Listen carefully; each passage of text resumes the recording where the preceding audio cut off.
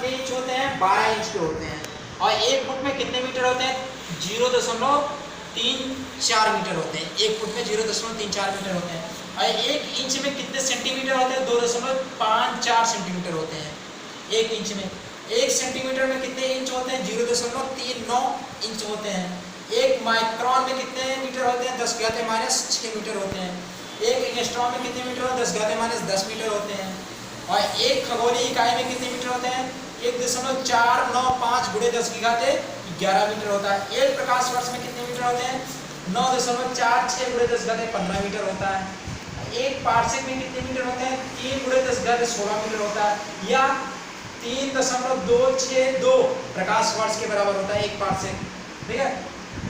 1 barrel में 159 litre, ठीक है, तेल आता है। पहले तेल आता था बैरल मतलब वो जो कनिस्तर होता था बड़ा वाला, उसी की बात किया जा रहा है यहाँ पे। अवोगाद्रो संख्या की बात किया जा रहा है यहाँ पे।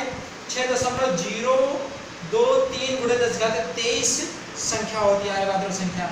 1 हॉर्स पावर कितना होता है? 746 वाट के होता है। 1 किलोवाट कितने के बराबर होता है? 3.6 मेगा जूल के बराबर में होता है। ठीक है। 1 औंस बराबर कितना? 28.35 ग्राम के होता है। ठीक है। 1 पाउंड बराबर क्या होता है? 16 औंस के बराबर में होता है। और 1 क्विंटल बराबर 100 किलोग्राम होता है। 1 मीट्रिक टन बराबर 1000 किलोग्राम होता है। ठीक है। और हम आपको मात्रा यहाँ बताने चल रहे हैं।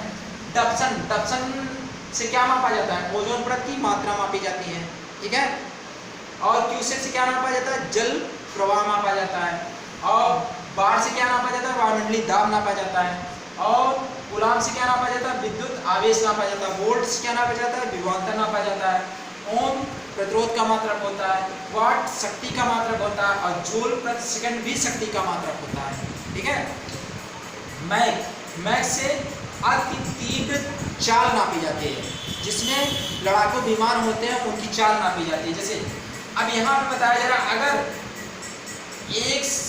एक मैक से लेके 5 मैक के बीच में होगा तो उसे सुपरसोनिक कहेंगे, और 5 मैक से अधिक होगा तो उसे हाइपरसोनिक कहेंगे। ठीक है। और सुनार से क्या होता है? देखिएगा, ध्यान दीजिएगा।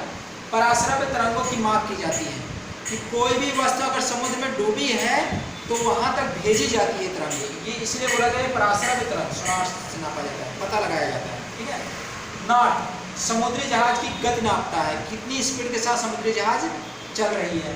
रडार से क्या होता है? किसी वस्तु की स्थिति का पता लगाया जाता है। कि आपको बताना चाहिए, एरोप्लेन जो होता है वो इसी रडार के माध्यम से कंट्रोल होता है। ठीक है। समझ में आ रहा है नहीं? आगे चलते हैं हम लोग। हम यहाँ पे बात करते हैं 10 की घात के रूप में। 10 की घात देखिए, पूर्व लग्न और मान। पूर्व लग्न मतलब क्या आता है? किसी भी वस्तु के पीछे लगता है। पहले लगता है। ठीक है। पूर्व लग्न देखो, बड़े मान और छोटे मान, ये 2 प्रकार से हैं।